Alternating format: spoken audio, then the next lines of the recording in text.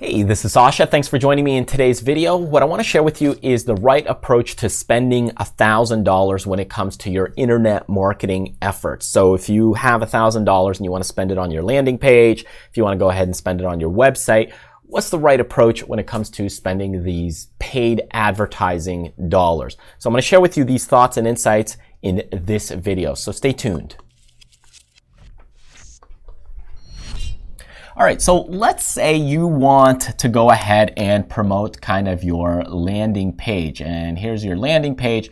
And then towards the bottom, you have your sales offer where people go ahead and do checkout and you kind of make money and then you continue and it might go ahead to do something towards an upsell. So if you're trying to go ahead and promote this and you have $1,000 and you want to go ahead and promote this page, well, there's a lot of different places and sources that you could go ahead and promote your money or use your money. So you got Facebook, you got Instagram, you've got Pinterest, you have YouTube. So there's so many ways to go about it. I mean, beyond that, you have the Google ads. And here's the thing I want you to mention, that there's so many different ways that you could go ahead and approach this concept. And within every single one of these, there's different strategies that you could do, right? So if I take YouTube, there's probably hundreds of different strategies, methods, and gurus talking about all these different things that say, hey, well, do this, do that. Well, do Facebook video, do Facebook like this, promote it to the group. So there's so many different segments of advertising that you could ultimately go through. And it becomes very confusing of what really to do and take. But what I want you to kind of understand and to take is to think about your capital allocation. That's probably the biggest thing. So if you've got this $1,000 right here, I want you to think about how are you allocating it. So the first part is do the test, and the second part is do the actual run.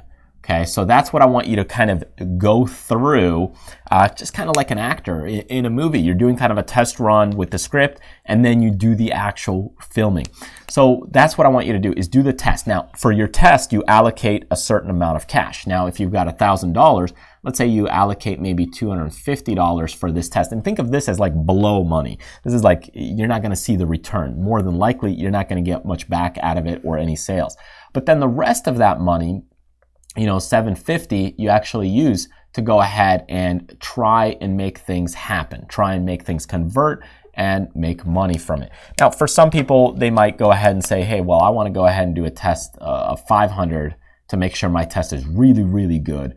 And then I'll use the rest for 500 to blow that money to see about the sales. So it really just depends on you how much you want to do the testing for. Because remember, if you're going to advertise again in the future, sometimes it's better to run a larger test. So the way that you run this test and the way that you want to think about it is that, okay, let's pick a segment. Let's say I want to advertise on YouTube or Facebook or Instagram. So you pick kind of one, and now you could go ahead and test different segments. So let's say I'm advertising on YouTube segments. So I might do $100 towards advertising a certain category, another $100 towards another category, and another $100 with another category. It could be based on categories, people, niches. It could be based on different videos. So you might test one video, video number 2, and video number 3. So you're doing these different tests and segments to see and figure out what's working, what's not working. And if it's not working, well, then you move on, scratch that one, and which one's performing better, then that's the one winner that you should use. So let's say the second one is kind of your winner. So this ultimately, you put that back into your main money-making machine to put and pump out into your landing pages. But if you got $1,000 and you just put, $200 in each or split it all evenly, you really don't know what's going to work, what's not going to work. So ultimately, what you got to do is figure out how much money you want to allocate towards the test, and probably some of it's going to be garbage. And then in the end, the rest of it, when you see the results, then you go ahead and fine tune it. It's kind of like YouTube videos. So let's say I go ahead and make a YouTube video, and I got 10 videos on YouTube, right?